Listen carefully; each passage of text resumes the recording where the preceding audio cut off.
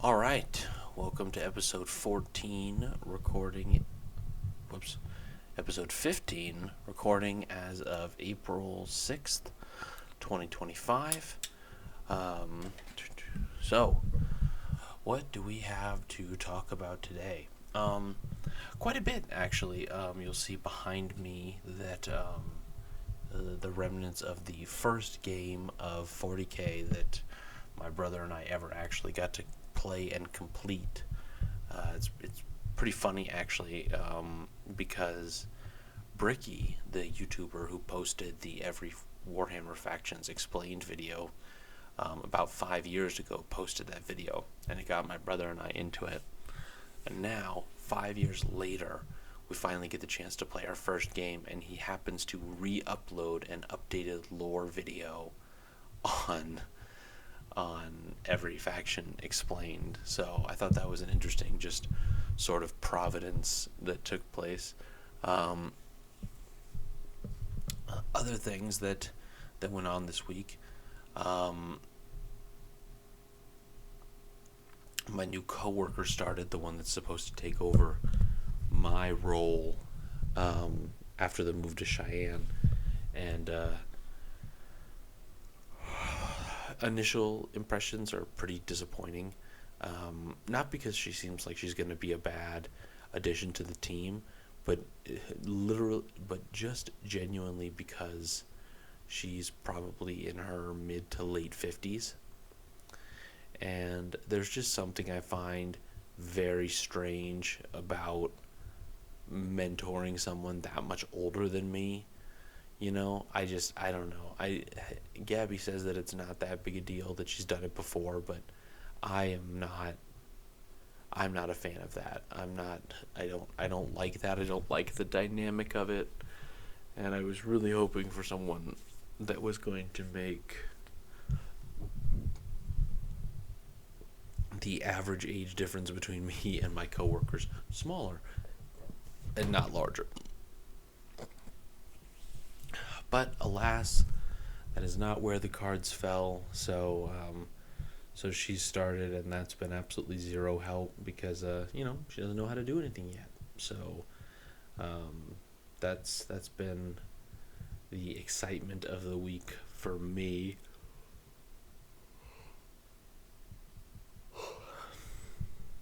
Yep, that's how I'm feeling this morning. Um, on the house front, the price is still lowered, and I just, the more and more I think about it, the more I think that we're set too high. Gabby pointed out that a lot of the places that have sold around here have sold for 480 and 460, and I think that's nice, but almost all of them are higher square footage, um, 3 bedrooms, 3 bathrooms, and uh, and they don't have a massive crack in the concrete on their back patio.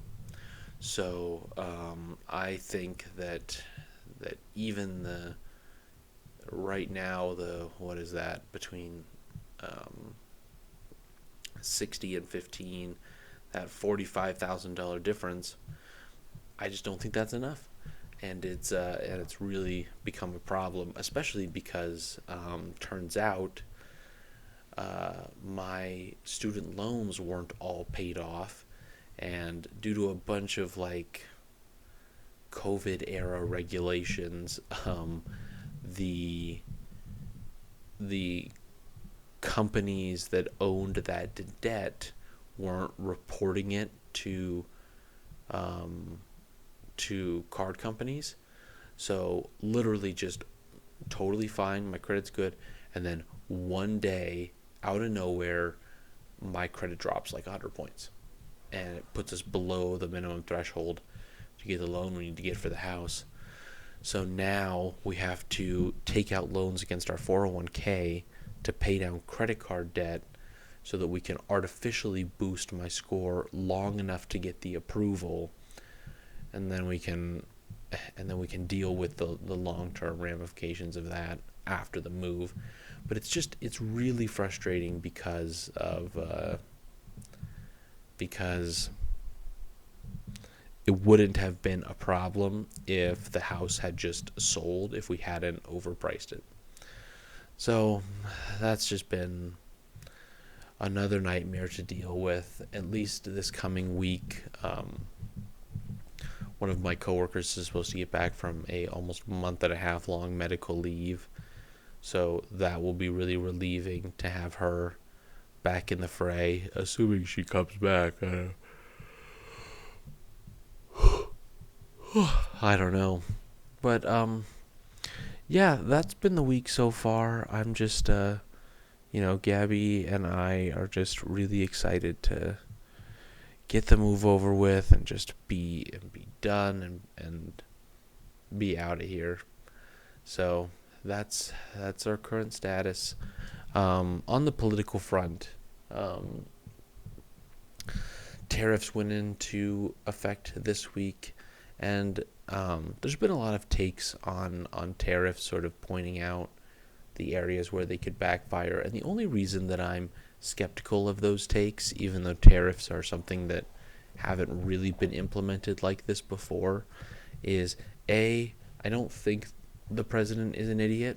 I know a lot of people seem to think that he is, but I'm sorry, you don't win 2 presidential elections and then increase the median family income by $5,000 during your first term by being stupid. It just doesn't.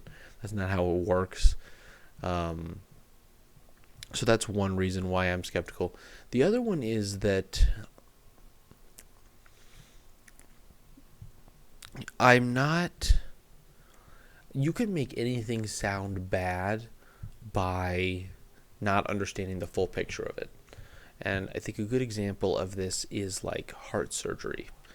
If I told you that in order to fix your heart, I had to cut into your chest, break certain bones to get to your heart, and then do work on your heart without you dying, you could respond and say, "Oh well, but I'll bleed out when that happens," or "Oh, I'm gonna be in a lot of pain when you're doing that," or and things like that.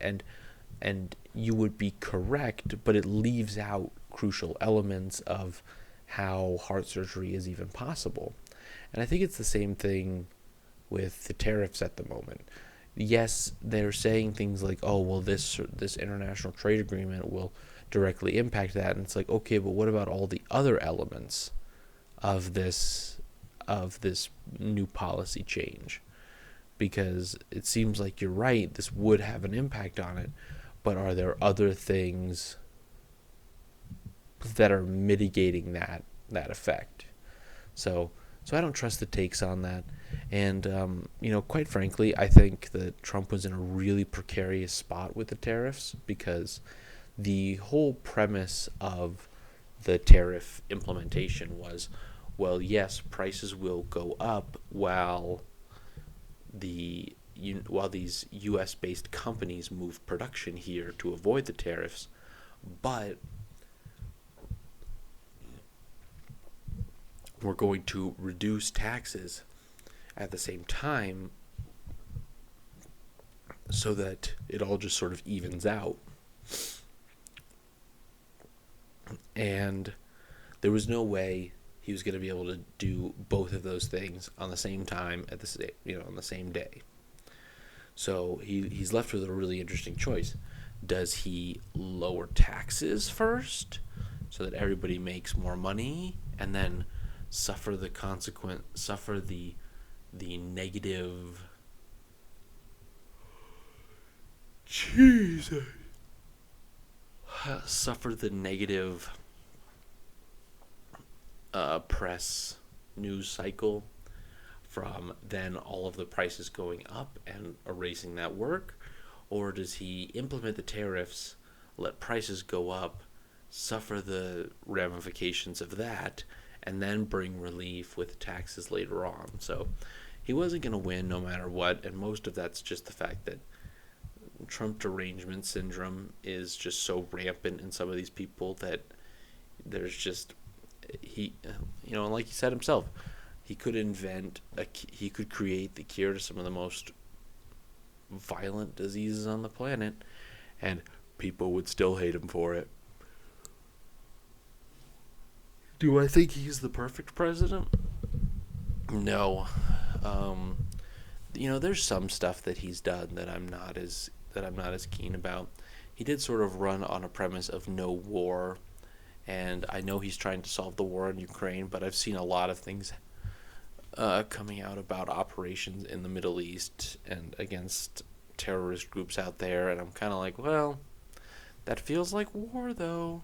So, and then there was a student very recently in the U.S. here on a full visa that